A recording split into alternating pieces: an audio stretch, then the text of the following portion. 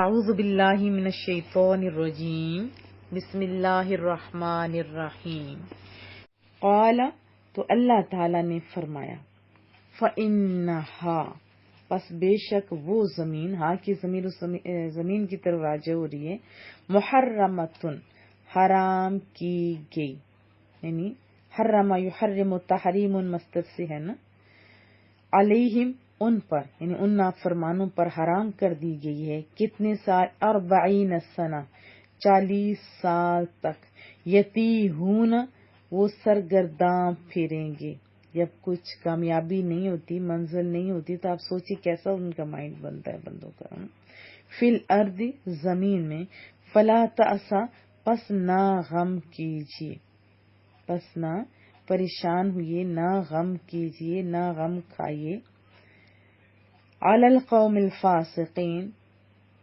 علی القوم یعنی علی اوپر ہوتے ہیں قوم، ان لوگوں پر، فاسقین جو نافرمان ہیں، جنہوں نے بات نہیں مانی، ان پر آپ پریشان نہ ہوں۔ قال فإنها محرمۃ علیہم 40 سنہ، تو رب کریم نے فرمایا تو یہ سرزمین ان پر حرام کر دی گئی ہے 40 سال تک، 40 ایئرز، یتیہون فی الارض وہ اس زمین میں سرگرداں پھریں گے، مارے مارے پھرتے رہیں گے، فلا تأس علی القوم الفاسقین، تو آپ اس نافرمان قوم کے انجام پر غمگین نہ ہوں۔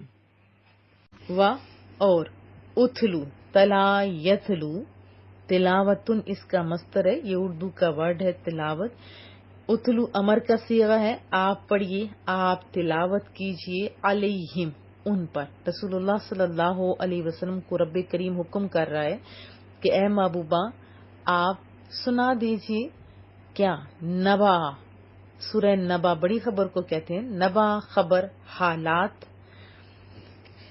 ابن آدم حضرت آدم علیہ السلام کے 2 بیٹوں کے حالات، یا خبر ان 2 بیٹوں کی، بالحق جو سچے ہیں، یعنی جو بالکل سچا واقعہ ہے وہ سنا دیجیے۔ وَاتْلُ عَلَيْهِمْ نَبَأَ ابْنَيْ آدَمَ بِالْحَقِّ، محبوبہ آپ پڑھ سنائیے انہیں، یعنی اس دور کے جو لوگ تھے یہود وغیرہ، تمام لوگوں کو سنا دیجیے، خبر دے دیجیے حضرت آدم علیہ السلام کے 2 فرزندان کی ٹھیک تھی۔ اذ جب، قربا جب دونوں نے پیش کی، قربا یقرب تقریب، تقریبی اردو کا لفظ ہے، جب انہوں نے قربانی کی یا نزدیک کیا، کس کو، قربانن نیاز، قربانی جو انہوں نے اللہ کی راہ میں دی ہوگی، پھر کیا ہوا، فتقبلا پس قبول ہوئی، وہ جو قربانی دی تو انہوں بھائیوں نے، لیکن قبول ہوئی، من احدہما ان دونوں میں سے ایک کی قربانی قبول ہو جاتی ہے، قبول ہو گئی، ولم یتقبل من الآخر جبکہ جو دوسرا بھائی تھا اس کی قربانی قبول نہیں ہوئی۔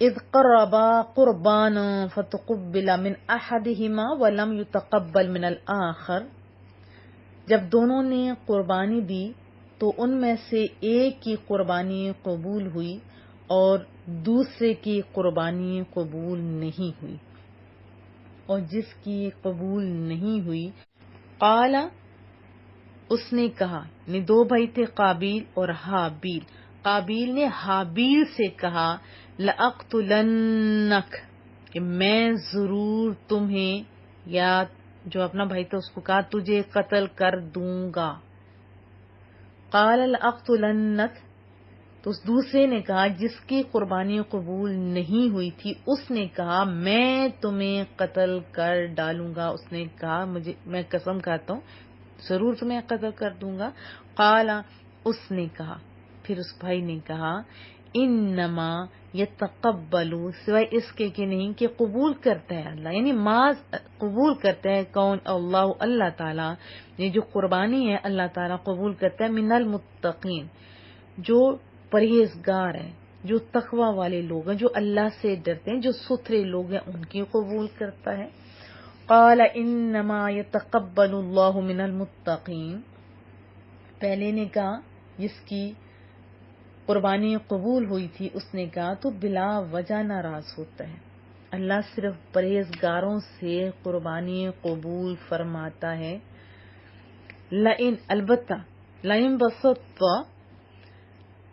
اور اگر تو نے بڑھائے، بسطہ تو نے بڑھایا، تو نے اٹھائے، باسطن بڑھانے والا ہوتا ہے، اٹھانے والا ہوتا ہے جو ہاتھ اٹھائے گا. بسطہ اگر تو نے اٹھایا، الیہ میری طرف، یدا کا اپنا ہاتھ، لتقتلنی تاکہ تو مجھے قتل کر دے. اگر تو بڑھائے گا اپنا ہاتھ کہ مجھے قتل کر دے، پھر کہتے ہیں ما انا نہیں، میں بباسطن میں بڑھانے والا نہیں ہوں، یدیا اپنا ہاتھ، الیکا میرے بھائی تیرے طرف، لاقتلک تاکہ میں تجھے قتل کر دوں. لئن بسطت الی یدک لتقتلنی ما انا بباسط یدی الیک لاقتلک. تو وہ بھائی کہنے لگا، جو سمجھا رہا تھا کہ اگر تو اپنا ہاتھ بڑھائے گا میری طرف کہ مجھے قتل کر دے، تو کہتے ہیں جب بھی میں اپنا ہاتھ تیری طرف بڑھانے والا نہیں ہوں تاکہ میں تجھے قتل کروں، یعنی میں تجھے قتل کرنے کے لیے اپنا ہاتھ نہیں بڑھاؤں گا. پھر ریزن بھی بتا دے کیوں نہیں بڑھاؤں گا. تو وہ کہنے لگا اللہ اکبر، انی بے شک میں، اخاف اللہ میں اللہ سے ڈرتا ہوں، رب العالمین، رب کہتے ہیں پالنے والا، مرتبہ کمال تک پہنچانے والا، وہ ہمارا رب جو رب العالمین ہے، یعنی تمام جہانوں کا رب. تو اس نے کیا جواب دیا؟ انی اخاف اللہ رب العالمین، میں تو اللہ سے ڈرتا ہوں جو مالک ہے سارے جہانوں کا، جو تمام جہانوں کو پالنے والا ہے. انی بے شک میں اریدو چاہتا ہوں، میں یہ چاہتا ہوں، ان تبو یہ کہ تو لوٹے یا ماخوذ ہو. تبو کا معنی ہوتا ہے تو پھر جائے، یعنی لوٹے. ان تبو یہ کہ تو کمائے، بی اسمی میرے گناہ کے ساتھ. معنی یہ ہوا نا بی اسم قتلی، یعنی جو گناہ تو نے پہلے کیے ان کا بات تو تیرے سر پر ہے ہی ہے، اب میرے خون کا جو تو نے ناحق گناہ کیا ہے یہ بھی تیرے سر پر لاد دیا جائے گا. آپ جانتے ہیں کہ قیامت کے دن ظالم اور مظلوم جب رب کریم کے بارگاہ میں حاضر ہوں گے تو اللہ تعالیٰ مظلوم کی داد رسی کے لیے ظالم کی نیکیاں مظلوم کو عطا فرمائیں گے نا، اور اس سے بھی اگر داد رسی میں کسر رہ جائے تو مظلوم کے جتنے گناہ ہوں گے وہ ظالم کے پر لاد دیے جاتے ہیں. تو یہاں اسی کی طرف اشارہ ہے کہ ایک تو قتل کرے گا وہ تو تیرا اپنا گناہ ہے، پھر جو میرے بھی گناہ ہیں وہ بھی تیرے ساتھ ہوئیں گے. بے اسمی ساتھ میرے گناہ کے، و اسم کا اور اپنے گناہ کے، فتکون پس ہو جائے تو من سے، اصحاب النار، اصحاب صاحب کو کہتے ہیں، اصحاب اہل نار آگ کو، اہل دوزخ میں ہو. وذالک اور یہی ہے جزاء سزا، بدلہ، ظالمین ظالموں کا. اب اس بھائی نے کیا کہا؟ انی ارید ان تبوء باسمی و اسمک، میں تو یہی چاہتا ہوں کہ تو اٹھا لے میرا گناہ اور اپنا گناہ، فتکون من اصحاب النار تاکہ تو دوزخیوں سے ہو جائے. وذالک جزاء الظالمین اور یہی ہے ظلم کرنے والوں کی سزا. وضاحت جان لیتے ہیں. محبوب کریم صلی اللہ علیہ وسلم کی واضح جو دلائل تھے، معجزات، وہ یہود نے دیکھے لیکن ہدایت قبول کرنے سے انکار کر دیا. تو جسے محبوب کریم رنجیدہ ہوئے، ظاہر بات تو رنج والی تھی نا، تو اللہ تعالیٰ نے حضرت آدم علیہ السلام کے 2 بیٹوں کا قصہ سنا کر اپنے محبوب کو بتایا کہ جب قابیل نے ماذ حسد کی بنا پر اپنے بے گناہ اور جو پاک باز بھائی تھا اس کو قتل کر دیا، تو یہ بھی تو اسی حسد کے شکار ہیں. انہیں اصل میں یہ رائے تھا کہ حضرت اسماعیل علیہ السلام کے اولاد سے کسی کو نبی بنا کر کیوں بھیجا گیا؟ صرف اس لیے یہ لوگ آپ کی اور آپ کے لائے ہوئے دین کی مخالفت کر رہے ہیں. تو وجہ کیا تھی؟ حسد. قابیل اپنے بھائی حابیل سے کیوں حسد کرتا تھا، اس کے بارے میں ایک جو تفسیر میں پڑھتی ہوں وہ میں آپ کو سنائی دیتی ہوں، جو تفاسیر کے اندر یہ لکھا ہوا ہے. حضرت آدم علیہ السلام کے 2 بیٹوں کا نام آپ جانتے ہیں، حابیل اور قابیل تھا. اور یہ جو واقعہ ہے اس کا مقصد یہ ہے کہ حسد کی برائی پتہ چلے. حضرت حوا رضی اللہ تعالی عنہ کہ آپ جانتے ہیں کہ ہر حمل میں ایک لڑکا اور ایک لڑکی پیدا ہوتے تھے، اور ایک حمل کے لڑکے کا دوسرے حمل کی لڑکی کے ساتھ نکاح کیا جاتا تھا. ابتدا تھی اور اللہ کا حکم تھا، یہ صرف انہی کے ساتھ مخصوص تھا. یہ بھی ذہن نشین رہے. یعنی چونکہ انسان صرف حضرت آدم علیہ السلام کے اولاد میں منحصر تھے تو آپ میں نکاح کرنے کے علاوہ اور کوئی صورت بھی نہ تھی. تو اسی دستور کے مطابق حضرت آدم علیہ السلام نے قابیل کا نکاح لیودیا سے جو حابیل کے ساتھ پیدا ہوئی تھی، ٹھیک ہے، جو حابیل کے ساتھ پیدا ہوئی تھی، اور حابیل کا اقلیمہ سے جو قابیل کے ساتھ پیدا ہوئی تھی. اگر سمجھ نہیں آئے تو بس آپ سن لیجیے. یعنی 2 بھائی تھے، تو صبح والے کا شام کے ساتھ اور شام والے کا صبح والے کے ساتھ نکاح کرنا چاہا، تو قابیل اس پر راضی نہیں ہوا، اور چونکہ اقلیمہ زیادہ خوبصورت تھی تو اس لیے اس نے کہا کہ اس کے ساتھ میں نکاح کروں گا. تو حضرت آدم نے فرمایا کیونکہ وہ تیرے ساتھ پیدا ہوئی ہے، وہ تو تیری بہن ہے، اس کے ساتھ تیرا نکاح حلال نہیں ہے. تو قابیل کہنے لگا یہ تو آپ کی رائے ہے نا، اللہ نے تو یہ حکم نہیں دیا. تو آپ نے فرمایا کہ اگر تم یہ سمجھتے ہو کہ تم ٹھیک ہو تو تم دونوں قربانیاں لو، جس کی ایک قربانی مقبول ہو جائے وہی اقلیمہ کا حقدار ہوگا. یہ ذہن نشین رہے کہ اس ٹائم جب قربانی دی جاتی تھی تو آسمان سے ایک آگ آتی تھی اور اس کو کھا لیتی تھی، اس سے پتہ چلتا تھا کہ اس کی قبول ہوگی. تو قابیل نے ایک انبار بہت زیادہ گندم کا، اور حابیل کے پاس ایک بکری تھی، وہ قربانی کے لیے لے کے آئے. آسمانی آگ نے حابیل کی قربانی کو لے لیا. 2 بھائی تھے نا، قابیل اور حابیل. حابیل اچھا انسان تھا، اس کی قربانی قبول ہو جاتی ہے، اور قابیل کی گندم کو چھوڑ دیا گیا. تو پھر قابیل کے دل میں بہت بغض اور حسد پیدا ہو گیا. جب حضرت آدم علیہ السلام حج کے لیے مکہ تشریف لے گئے تو قابیل نے حابیل سے کہا میں تجھے قتل کر دوں گا. تو حابیل نے کہا کیوں؟ قابیل نے کہا اس لیے کہ تیری قربانی تو قبول ہوگی اور میری تو قبول نہیں ہوئی، اور تو اقلیمہ کا مستحق ٹھہرا، اس میں میری ذلت ہے. تو حابیل نے جواب دیا کہ اللہ تعالیٰ صرف ڈرنے والوں کی قربانی قبول فرماتا ہے. تو حابیل کے اس مقولہ کا یہ مطلب ہے کہ قربانی کو قبول کرنا تو اللہ کا کام ہے نا، وہ متقی لوگوں کی قربانی قبول فرماتا ہے. تو متقی ہوتا تو تیری بھی قبول ہو جاتی. یہ خود تیرے افعال کا نتیجہ ہے، اس میں میرا کیا قصور؟ اگر تو مجھے قتل کرنے کے لیے میری طرف ہاتھ بڑھائے گا، لیکن میں ایسا غلط کام نہیں کروں گا، کیونکہ میں نہیں چاہتا کہ میری طرف سے غلط کام کی ابتدا ہو. حالانکہ میں قوی ہوں، میں توانا ہوں، اور یہ وجہ بتائی، میں اللہ سے اصل میں ڈرتا ہوں. اس وجہ سے میں یہ چاہتا ہوں کہ تو قتل کرے تو پھر گناہ وہ بھی اپنے متھے لگا لے. ایک تو نے والد کی نافرمانی کی، پھر حسد کیا، پھر اللہ کے فیصلے کو نہیں مانا، تو یہ سارے گناہ تیرے اوپر چڑھتے جائیں گے، میرے بھی چڑھ جائیں گے جو ہوں گے، تو پھر دوزخ کا تو ہی حقدار ٹھہرے گا. بہرحال جو بھی ہو، ایک بات جس میں واضح ہے کہ حسد کی بنا پہ ہی یہ سارا فتنہ ہوا تھا، اور یہود نے بھی قبول نہیں کیا تھا رسول اللہ صلی اللہ علیہ وسلم کو اور دین اسلام کو محض حسد کی بنا پر، ورنہ وہ مانتے تھے. ٹھیک ہے.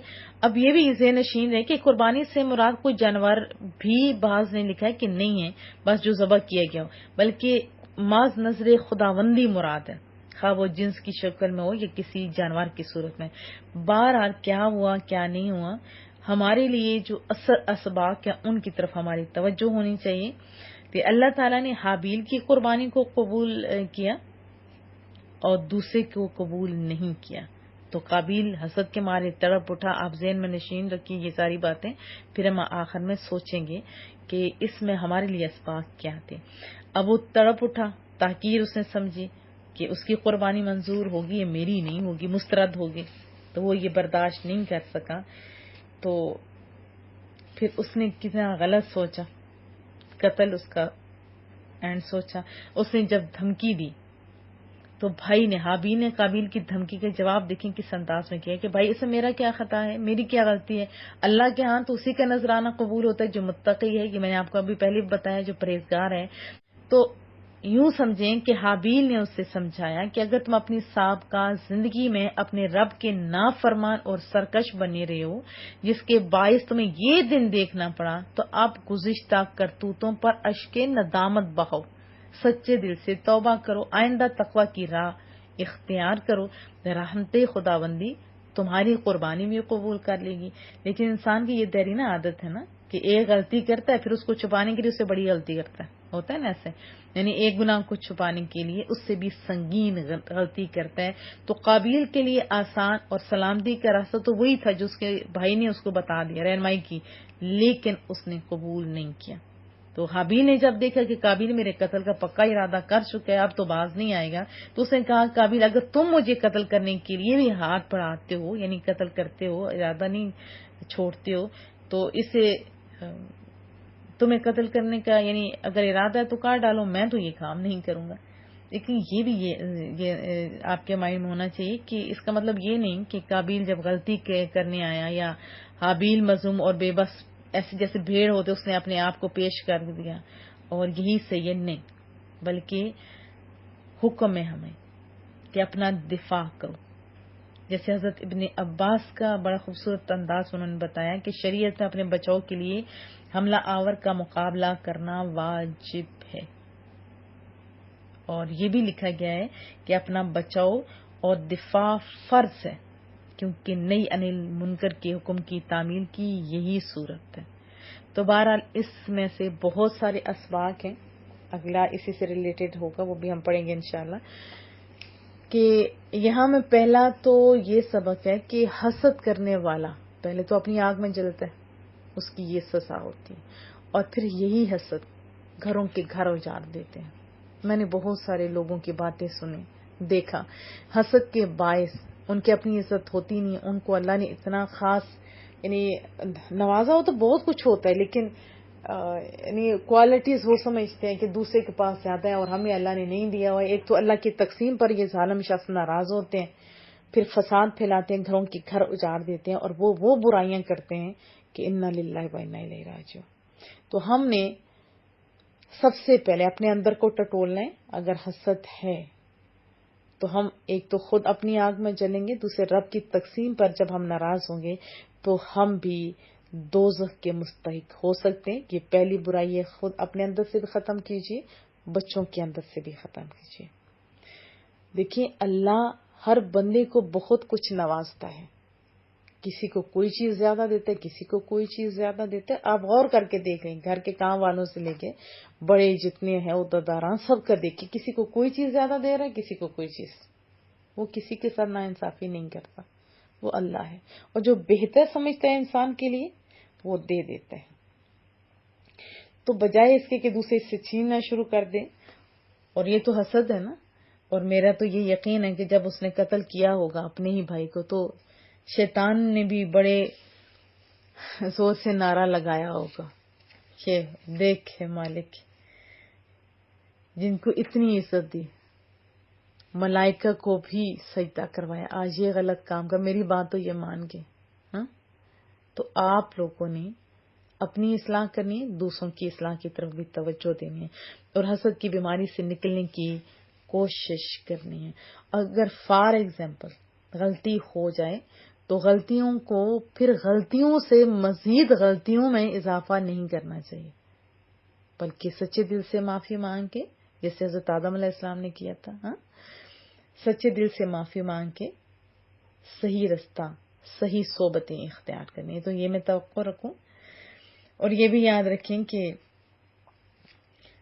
حسد اتنی گندی بیماری ہے، اتنی گندی بیماری ہے کہ یہ آسانی کے ساتھ کسی کی جان تک لے سکتی ہے۔ اس ٹائم تو بندہ کہتا ہے نا جذبات کے ہاتھوں کہ یہ صحیح ہے، لیکن اسے پتہ نہیں ہوتا کہ اس کا انجام کتنا خطرناک ہوتا ہے، دنیا میں بھی اور آخرت میں بھی۔ آگے ہم یہی واقعہ پڑھیں گے کہ اس وقت تو آسان ہو گیا، بعد میں اس نے کیا کیا۔